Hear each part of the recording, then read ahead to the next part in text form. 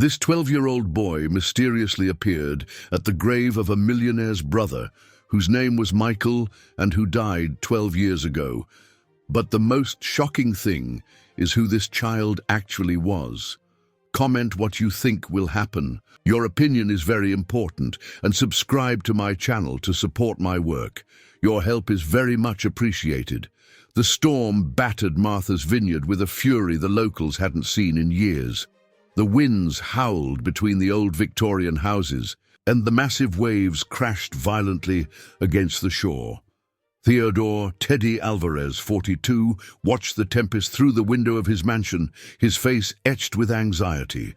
His dark eyes, usually so confident and commanding, now revealed a deep fear he couldn't conceal. It had been exactly 12 years since his brother Julian had passed away on a night identical to this one. The coincidence was eerie. The same time of year, the same kind of storm. The memories of that night still haunted him, making his heart clench every time the sky darkened like that. As on every first Sunday of the month, earlier that day, Teddy had made his ritual visit to the cemetery. But this time, something different happened, something that left him deeply disturbed. As he approached his brother's grave, he saw a little boy crying alone in front of Julian's headstone. The boy couldn't have been more than 6 years old. He was wearing a navy blue t-shirt and denim shorts, his brown hair tousled by the wind. When he turned to look at Teddy, the businessman felt his legs weaken. It was like seeing a ghost. The boy was the spitting image of his brother Julian as a child. "Hey, you okay? Where's your mom?" Teddy asked, trying to keep his voice steady while his heart raced. The boy sniffled, wiping his tears with the back of his hands. "She's waiting for me up ahead," he replied in a soft voice that made Teddy shudder. Even the timbre was similar. "What's your name?" "You're Benicio," the boy replied, now calmer. "And you?" "Teddy. Why are you crying here, Benicio?" The boy looked at the headstone and then back at Teddy. "I always come here. I don't know why, but I feel good close to this person. It's like I know him." Those words hit Teddy like a punch in the gut. How could a child who never knew Julian feel such a connection? Before he could ask more questions, a young woman appeared, calling for the boy. "Benicio, I've been looking for you." She approached hurriedly, her long black hair billowing in the wind. When she saw Teddy, she smiled politely. "I'm sorry if he bothered you. I'm Clarice Moraes." Teddy observed the woman intently. She must have been around 31 years old, dressed simply but elegantly. There was something familiar about her face, although he couldn't quite place it. "He didn't bother me. This is my brother's grave," Teddy explained, his voice faltering slightly. Clarice's smile wavered for a moment, almost imperceptibly. "I'm sorry for your loss. We recently moved to Martha's Vineyard. Benicio has developed a habit of coming to the cemetery. He always insists on visiting this specific grave. I can't explain it." Teddy felt a chill run down his spine. How could there be so many coincidences? The boy, identical to Julian, the inexplicable connection to the grave, something in Clarice's face that awakened memories he couldn't grasp. "Have you, by any chance, ever worked at Mass General Hospital in Boston?" Teddy asked, trying to connect. The dots forming in his mind. Clarice hesitated for a moment before answering. "Yes, a long time ago, as a volunteer, but it was for a very short period." She took Benicio's hand, as if she wanted to protect him. "We need to go now. It's getting late, and it looks like it's going to rain." Teddy watched mother and son walk away, a strange feeling taking over his chest. There was something wrong with that story, something that didn't fit. Why did Clarice seem so uncomfortable with his question about the hospital? Why did Benicio feel such a strong connection to Julian's grave? Now, hours later, as the storm battered Martha's Vineyard, Teddy couldn't stop thinking about the encounter at the cemetery. In his mind, the pieces of a puzzle were starting to come together, but the final picture was still blurred, undefined. He picked up his phone and dialed Ricardo, his trusted private investigator. "I need you to find out everything about a woman named Clarice Moraes. She has a son named Benicio. They must have moved to Martha's Vineyard recently." As he spoke, a deafening thunderclap shook the windows of the mansion.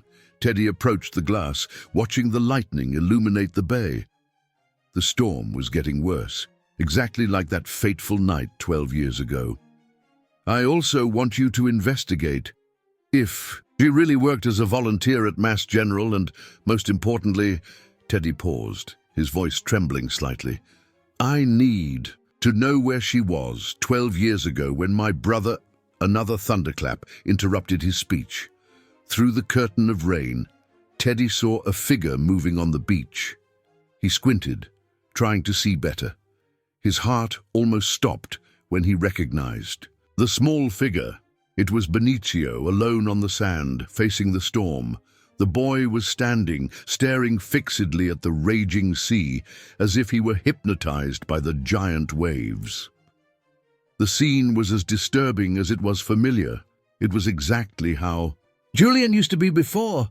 Without thinking twice, Teddy dropped the phone and ran out of the mansion. The rain hit him like thousands of icy needles, but he didn't hesitate. His feet sank into the wet sand as he approached Benicio, who remained motionless, like a small statue before the furious sea. "Benicio!" Teddy shouted, his voice almost lost in the roar of the storm. The boy didn't move, continuing to stare at the ocean with a blank, eerily familiar look. When he finally reached the child, Teddy picked him up in his arms. Benicio was soaked and shivering, but not from the cold. It was as if he were in a trance. "The waves, they're calling," the boy murmured, his voice distant and strange. "There's someone there. Needs help." A chill ran down Teddy's spine. They were the same words Julian had said that fateful night before taking his boat and leaving, never to return. How could Benicio know that?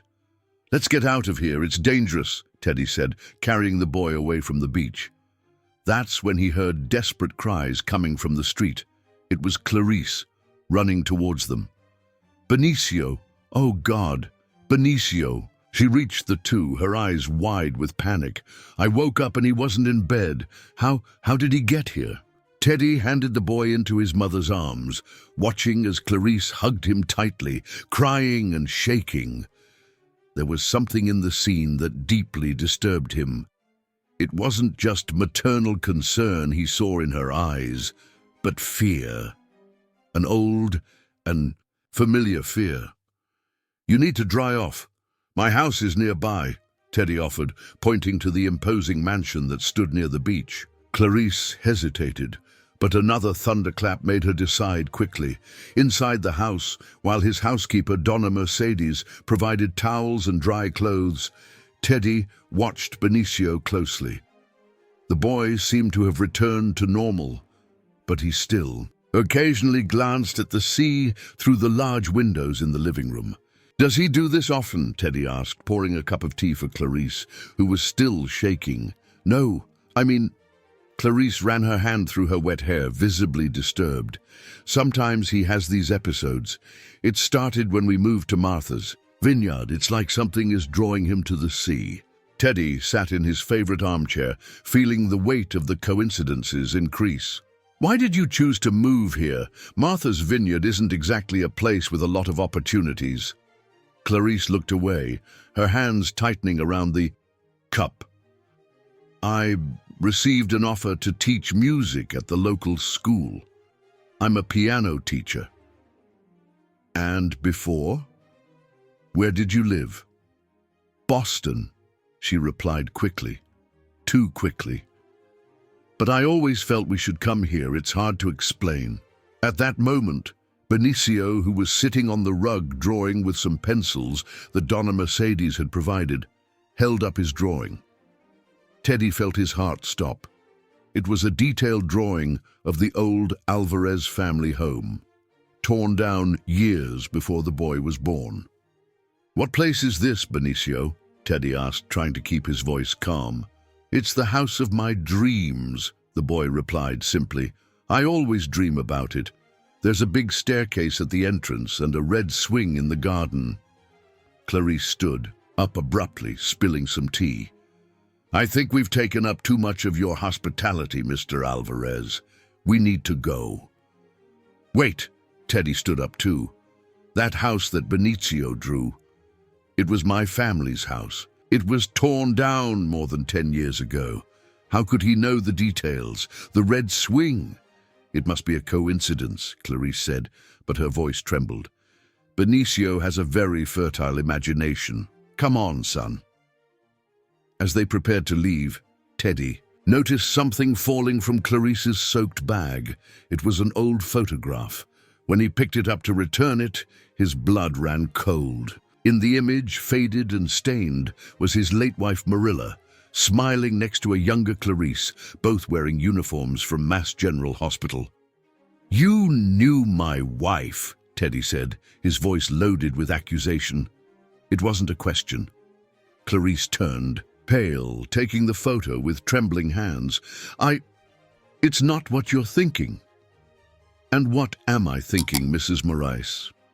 Teddy's voice was dangerously calm. "That you lied about your time as a volunteer at the hospital. That you somehow knew my family before coming here. That perhaps you know why your son draws a house he's never seen and says the same words my brother said before." "Please," Clarice interrupted, her voice almost a whisper. "Not now. Not in front of him." Teddy looked at Benicio, who was watching the scene with frightened eyes. The boy held his drawing against his chest, as if it were something precious. "All right," Teddy conceded, "but tomorrow I want you in my office. I work at the Ocean View Hotel, the largest on the island. Noon sharp." Clarice nodded slightly, taking Benicio's hand. When they reached the door, the boy turned around one last time. "Uncle Teddy," he called out, making the businessman freeze at hearing the affectionate term that only Julian used. "Is the red boat still there?" Teddy staggered as if he had been punched. The red boat was Julian's favorite toy as a child. Kept in a box in the attic of the mansion for decades. No one but him knew of its existence. Clarice pulled Benicio quickly out of the house, leaving Teddy paralyzed at the door. The storm continued to roar outside, but now there was an even bigger storm inside him. His hands trembled as he picked up the phone again. "Ricardo, change of plans. I don't just want information about Clarice Morais. I want to know everything about Benicio's birth. Where, when, and most importantly..." Teddy paused, looking at the drawing the boy had left behind. Who is this child's father?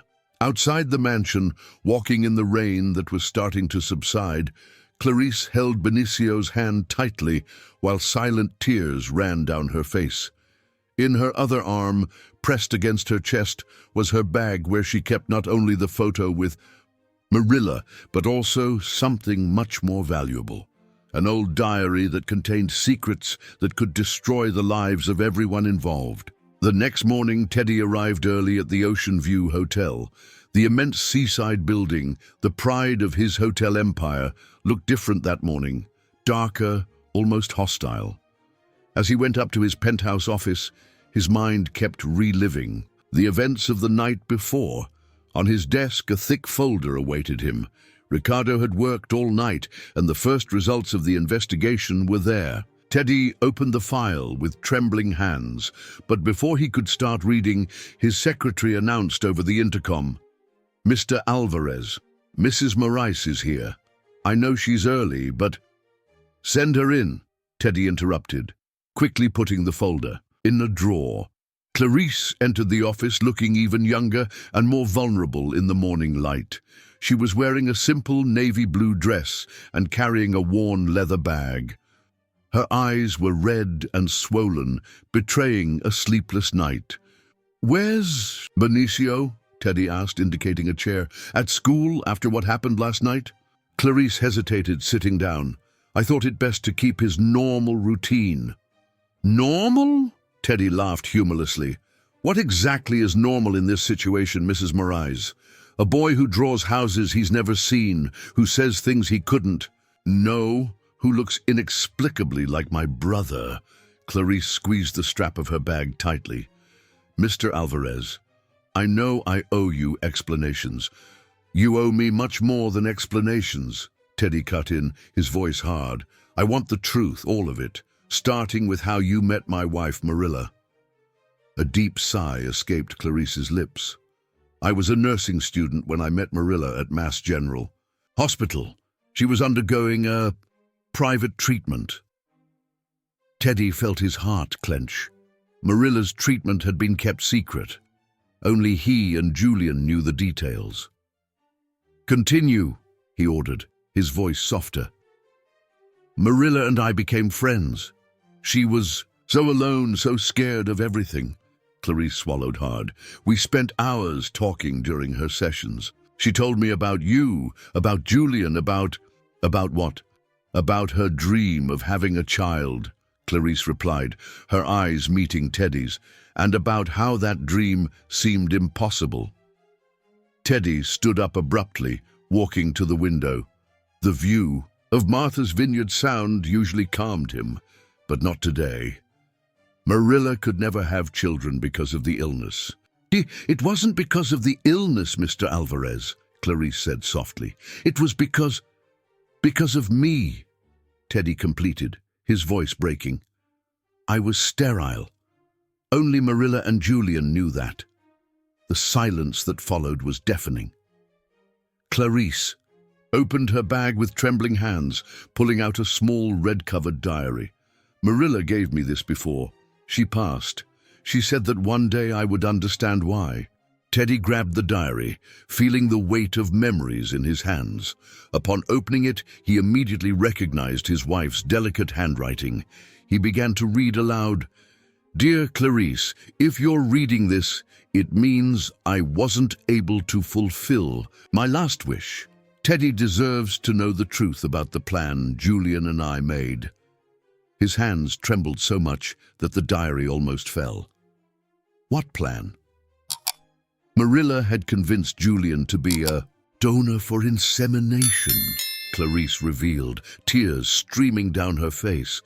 She wanted to continue the Alvarez bloodline, wanted to give you the child you so desperately wanted. But then she got sick, and Julian passed away soon after. Teddy completed, his voice thick with emotion. But that doesn't explain Benicio. It doesn't explain how he knows things that only Julian knew, how he looks so much like my brother. Clarice took a deep breath, as if gathering courage. After Marilla's passing, I continued working at the hospital. That's when I met a young pregnant woman, a former employee of your family. She was very ill and didn't survive childbirth. The baby, a boy, was sent to the Santa Clara orphanage. Teddy froze. The Santa Clara orphanage, the same one where Julian had spent his childhood before being adopted by the Alvarezes. I was already volunteering at the orphanage, Clarice continued. When I saw Benicio for the first time, my heart stopped. It was as if Marilla had sent a sign. I got his permanent guardianship a few months later. You're telling me that Benicio is, Teddy couldn't finish the sentence. The former employee's son, yes, but there's more, Mr. Alvarez. Benicio's mother worked for years in your parents' house. She and Julian were very close, and a knock on the door interrupted the conversation. It was Ricardo, the investigator, looking agitated. Mr. Alvarez, I'm sorry to intrude, but you need to see this immediately, he said, handing over an envelope. Teddy opened the envelope with trembling fingers. Inside was an old birth certificate and a black and white photo. In the image, a young woman held a baby in her arms. It was Sophia, the housekeeper who had practically raised Julian. Sophia got pregnant shortly before leaving the mansion, Clarice explained softly. She never told Julian. When she found out she was sick, her only request was that her son be taken to the same orphanage where Julian had been. Teddy staggered, leaning on his desk. The pieces of the puzzle were starting to fit together in a way he never could have imagined. Benicio is your brother's nephew, Clarice completed.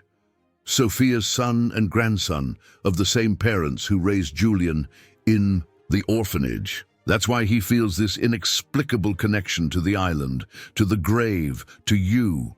The Alvarez blood runs in his veins, even if not in the way we imagined. At that moment, the phone rang. It was from Benicio's school. The boy had disappeared during recess. A storm was approaching the island, and witnesses said they saw a child walking alone towards the old harbor, the same harbor from which Julian had departed on his last voyage. Teddy and Clarice raced to the old harbor, both their hearts pounding. The sky darkened quickly, heavy clouds accumulating over Martha's Vineyard. The wind began to blow hard, bringing the characteristic smell of a maritime storm. "Why would he come here?" Teddy asked as he drove his car down the coastal road at high speed. "I don't know," Clarice replied, her hands clutching Marilla's diary against her chest. "But since we arrived on the island, Benicio has these moments. It's like something is calling him." Teddy pressed harder on the accelerator, painful memories flooding his mind. Julian was like that. He had this inexplicable connection with the sea. On the night of the storm, he said he was hearing a calling. As they arrived at the old harbor, the scene before them made their hearts freeze. Benicio was at the end of the oldest pier, staring fixedly at the horizon where black clouds were gathering. The sea was already choppy, large waves crashing against the aging wooden structures. "Benicio!" Clarice shouted, running towards her. "Son." Teddy followed her, but something made him stop abruptly. The boy had turned to look at them, and for a moment, Teddy had the overwhelming impression of seeing Julian. It wasn't just the physical resemblance. It was something in the look, in the posture, in the way the wind tousled his hair. "He's coming," Benicio said in a strangely calm voice. "The red boat is coming back." Clarice reached her son first, hugging him tightly. "My love, you scared us so much. Why did you leave school? Why did you come here?" "Mom," Benicio spoke softly, still looking at the sea. "I needed to come. He showed me in my dreams, the place where it all happened." Teddy approached slowly, his legs trembling. "What dreams, Benicio?" "About the man in the picture, the one who looks like me," the boy replied. "He was on a red boat, bigger than the toy one. There was a storm, like this one that's coming." A thunderclap echoed in the distance, making Clarice shiver. "We need to get out of here. It's getting dangerous." But Benicio didn't move. Instead, he pointed to something on the horizon. "Look, it's coming." Teddy followed the direction indicated by the boy, and his blood ran cold. Among the increasingly large waves, something red was approaching. It wasn't possible. It couldn't be. "The Sea Star," Teddy whispered, recognizing his brother's boat that had disappeared. 12 years ago, the vessel, surprisingly intact, was being dragged by the currents towards the old harbor. Teddy couldn't believe what his eyes were seeing. The boat that the Coast Guard had searched for weeks after Julian's disappearance was returning, like a ghost from the past. "How is this possible?" murmured Clarice, holding Benicio tighter. At that moment, a group of local fishermen noticed the boat and began to move to help its rescue. Among them was Old Man Peterson, an old man who knew the Alvarez family well. "Teddy!" shouted Old Man Peterson amidst the increasing wind. "You better get out of there. The pier is too old. It might not hold up with this storm coming." But Teddy barely heard him. His eyes were fixed on the boat that was getting closer and closer. When the vessel finally docked at the pier, he approached it with faltering steps. The interior of the boat was surprisingly preserved, as if it had been kept in a time bubble. In the cabin, he found something that made his heart stop, a yellowed envelope addressed to him, with Julian's unmistakable handwriting. With trembling hands, Teddy opened the envelope.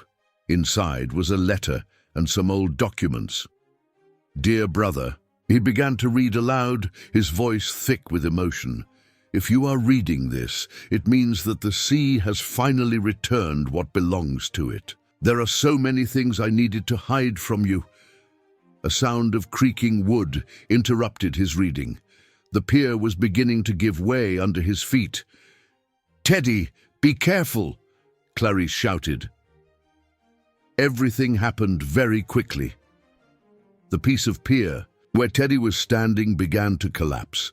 He managed to grab the documents and jump to a firmer part of the structure, but the envelope with the letter slipped from his hands, falling into the rough sea. "No!" he shouted, watching his brother's last words being swallowed by the waves.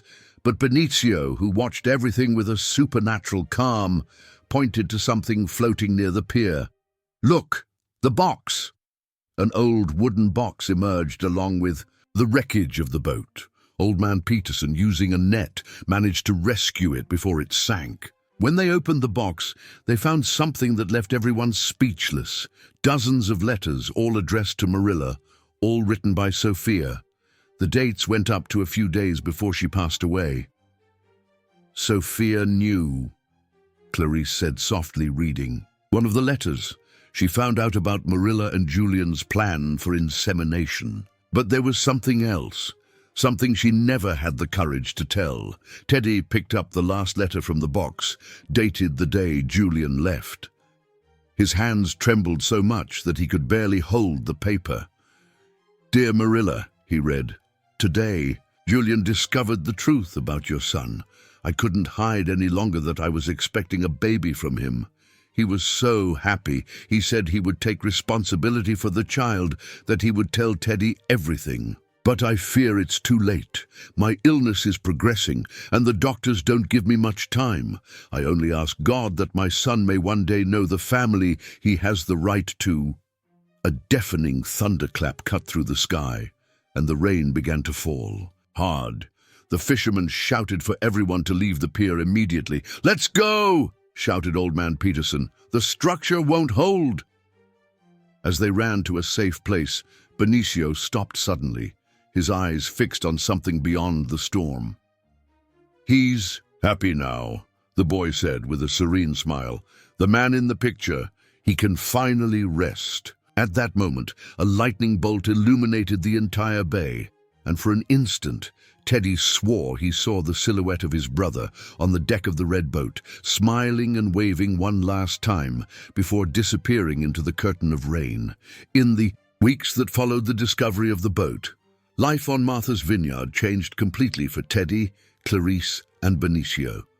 The Alvarez mansion, once silent and somber, was now full of voices and movement. Teddy had insisted that Clarice and Benicio move in, citing concern for the conditions of the small apartment they rented during the rainy season. On a particularly sunny morning, Teddy watched from the veranda as Benicio played in the garden. The boy had found an old trunk in the attic, full of toys that belonged to Julian, and spent hours exploring each item with an inexplicable familiarity. "He has the same gestures," commented Donna Mercedes, the housekeeper, approaching with a tray of coffee. "The way he furrows his brow when he's focused, the lopsided smile. It's like seeing your brother again, sir." Teddy nodded, his throat tightening with emotion. In recent weeks, he had learned to see beyond the physical resemblance. Benicio was not just a reflection of Julian. He was his own person, with a unique sweetness and sensitivity. "Teddy," Clarice's voice pulled him from his thoughts. She appeared on the veranda, carrying an old box. "I found some more letters among Marilla's things. I think you need to see this." Inside the box were dozens of unsent letters, all written by Marilla in her last months. They were addressed to Teddy, Julian, and surprisingly to a baby she never got to meet. "My dear nephew," Teddy read aloud, his hands trembling as he held one of the letters. "When you read this, you will probably be a little boy. I want you to know that even without having met you, you were already loved. Your father, Julian, was so happy when he found out about your existence. Sophia told me how his eyes sparkled. He had so many plans. Clarice sat next to Teddy, gently placing her hand on his. "There's one more thing you need to know," she said softly. "I found Sophia's diary at the orphanage. She wrote about the last conversation she had with Julian before that night." Teddy looked at her, feeling his heart race. What did she write? Julian had discovered about the pregnancy that morning. He was euphoric, planning to tell you everything. But Sophia was very ill. She needed urgent treatment in Boston. He promised to get the money needed. "The safe," Teddy murmured, a sudden revelation hitting him. "That night, I discovered that a large sum had been withdrawn from the company account. I thought he took the money to save Sophia and the baby," Clarice completed softly. "The storm caught him on the way to Boston." At that moment, a joyful cry came from the garden. Benicio had found something buried near the old swing set. "Uncle Teddy!" he called, holding up a small, rusty metal chest. "Look what I found! It was exactly where the man in the picture showed me in my dream." Teddy and Clarice ran to the garden.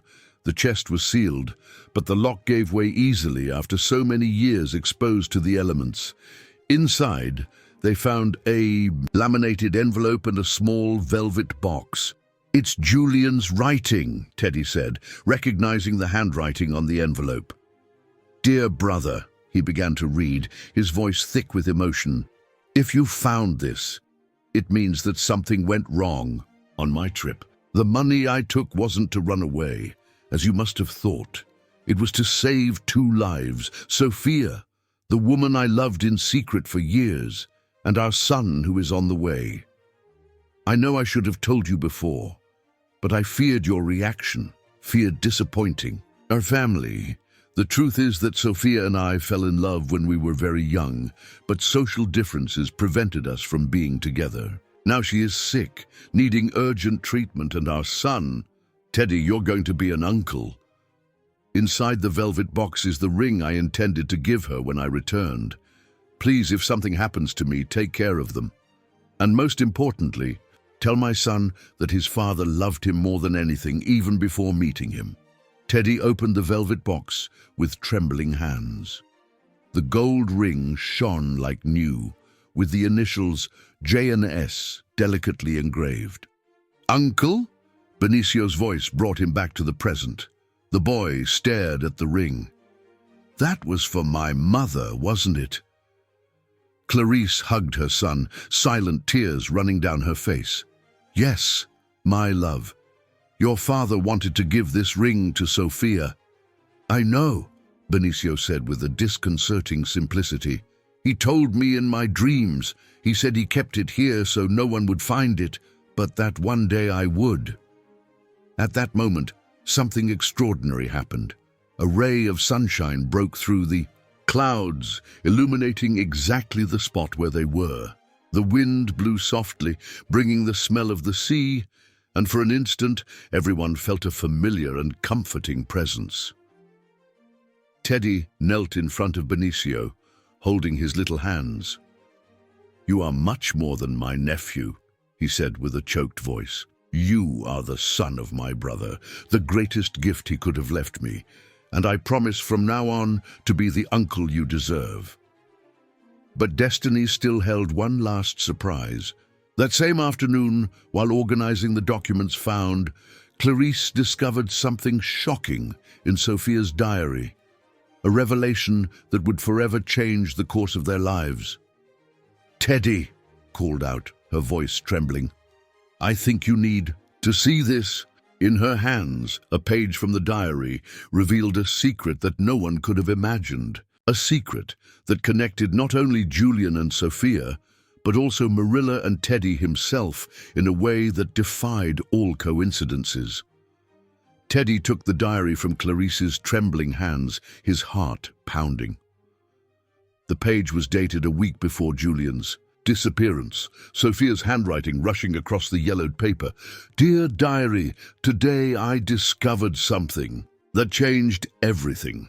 Marilla came to see me at the hospital. She was very nervous. She said she needed to tell me a secret she had kept for years. At first, I thought it was about the insemination plan, but it was something much bigger. She found out that Teddy wasn't actually sterile. The tests he received years ago were mistakenly switched with those of another patient. She found this out by chance, talking to a former nurse who had retired. Marilla was planning to tell Teddy everything, to give him that hope. But then her illness worsened rapidly. Now, pregnant with Julian's child, I don't know what to do with this information. How to tell Teddy that all his suffering, all his sadness for not being able to give Marilla a child was based on a mistake. Teddy dropped the diary, his legs weakening. Clarice steadied him, helping him sit down. "It's not possible," he murmured. "All these years." "There's more," Clarice said softly, picking up the diary. Sophia continued writing until the day she passed. The following pages revealed a plan that Marilla had drawn up in her final days. She had prepared all the necessary documents so that, when the time came, Teddy could legally recognize Benicio as his nephew. Marilla knew she wouldn't be here to see it, Clarice read, but she wanted to ensure that you and Julian's son would meet one day. She was the one who arranged everything so that I could adopt Benicio when he was orphaned. She trusted me to protect him until the right moment. "That's why you moved to Martha's Vineyard," Teddy concluded, the pieces finally falling into place. "It wasn't a coincidence. Marilla made me promise that I would bring Benicio when he turned 6, confirmed Clarice. The same age Julian was when he was adopted by the Alvarezes. She believed it would be a sign that you would recognize the connection. At that moment, Benicio ran into the room, carrying something in his hands. It was an old photograph that he had found inside the toy chest. "Look, Uncle Teddy, it's the man in the picture with the pretty lady." The photo showed Julian and Sophia on a festive day on the island. She was wearing a simple white dress, and he was hugging her from behind, both smiling radiantly at the camera. In the background, you could see the colorful banners of the Blessing of the Fleet Festival, one of the oldest traditions of Martha's Vineyard. This photo was taken during the festival 13 years ago, Teddy explained, recognizing the moment. I never realized how close they were. "The festival is next weekend," Clarice commented. "Benicio has been talking a lot about it, about how he wants to see the decorated boats." Teddy looked at his nephew, who was now examining the photo carefully. It was amazing how every little gesture of the boy made him remember Julian. But now he could see beyond the physical resemblance. He saw Sophia's kindness in the boy's eyes, Marilla's sensitivity in his smile. "Benicio," Teddy called softly, "would you like to attend the festival with me and Clarice? We can decorate a boat in honor of your father." The boy's eyes sparkled. "Can we use red? In my dreams, Dad's boat is always red." "Of course we can," Teddy smiled, feeling his heart fill with love. "And you know what? I think it's time for you to know all the stories about your father, the true stories, not just the ones from dreams." During the week leading up to the festival, Teddy, Clarice, and Benicio worked together on decorating a small boat. Teddy told stories about Julian, and Benicio listened with fascination, occasionally completing details that the man in the picture had shown him in his dreams. On the day of the Blessing of the Fleet Festival, the bay of Martha's Vineyard was filled with decorated boats. Teddy and Benicio stood out, all red, with white ribbons dancing in the wind. In the center, they had placed a photo of Julian and Sophia, framed by flowers. When the time came to release the illuminated boats at dusk, a tradition to honor those who had passed away at sea, something extraordinary happened. The sky, which had been cloudy, opened suddenly. A single ray, of the late afternoon sun broke through the clouds, illuminating exactly the red boat where Teddy, Clarice, and Benicio were. "Look!" Benicio shouted, pointing to the horizon. "The dolphins!" A group of dolphins had approached the boat, jumping in the calm waters of the bay. It was a rare sight. The fishermen said that dolphins only appeared in special moments when the souls of the sea wanted to send a message. Teddy felt tears roll down his face as he hugged Benicio and Clarice. There, in that perfect moment, he finally understood what Marilla and Julian had planned. It wasn't just about preserving the Alvarez lineage or correcting mistakes of the past. It was about love, the love that transcends time, that overcomes losses, that creates inexplicable connections. "Uncle Teddy," Benicio called softly, "can you be my dad too now? I know Dad Julian won't mind. He told me in my dreams that he wanted that." Teddy looked at Clarice, who was smiling through tears, and then at Benicio. "Nothing would make me happier, my little one. Actually," he hesitated, gathering courage. "Clarice, I know it may seem rushed, but these months together have made me realize that what I feel for you—" "I know," she interrupted softly, taking his hand. "I feel the same way, too." That night, as the lights of the boats reflected in the calm waters of the bay, a new family was formed. Not a family built only by blood ties, but by choices, by love, and by a series of coincidences that, seen now, seem to have been carefully orchestrated by fate. 6 months later, Teddy and Clarice were married in a simple ceremony on the beach. Benicio, wearing a suit just like his uncle now father, carried the rings, including the old ring that Julian had bought for Sophia, now transformed into a pendant that the boy wore close to his heart. On the morning after the wedding, Benicio woke up his parents with surprising news. "The man in the picture appeared in my dream for the last time. He said he can now rest in peace because his family is complete and happy." Teddy and Clarice exchanged an emotional look. On the walls of the Alvarez mansion, the portraits of Julian, Sophia, and Marilla seemed to smile a little brighter that morning. The story that began with loss and mystery had transformed into a journey of discovery, forgiveness, and above all, love. And on stormy nights, when the sea of Martha's Vineyard gets rough, the oldest residents say that sometimes they can see a red boat sailing in the distance, guiding other boats home. A reminder that love, like the sea, has its own mysteries, and that some stories don't need an explanation to be true in the heart.